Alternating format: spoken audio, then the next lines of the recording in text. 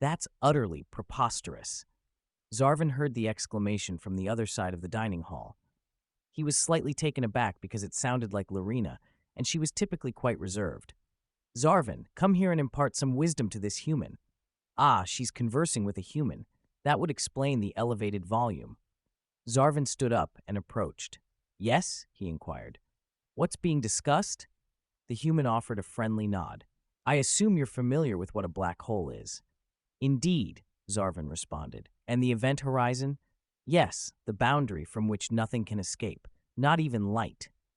Let me put it another way, the human suggested. Even light isn't swift enough to break free.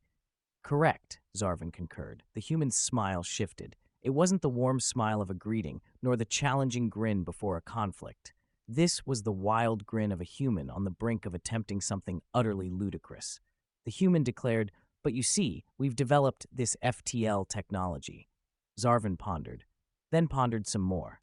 At last, he said, you're contemplating a crewed mission? No, not for the initial test. That's prudent. I foresee numerous potential issues. As do I, but I'm curious about your perspective. All right, Zarven said. Firstly, there might be a firewall at the event horizon or sufficient radiation to prove deadly. Secondly, it's theorized that the black hole doesn't collapse into a singularity, but might actually fill the volume inside the event horizon, which means there's a risk of collision with its mass. Thirdly, returning could be impossible, even with FTL technology. The space-time geometry within the event horizon might require traveling back in time to exit, not just moving swiftly through space.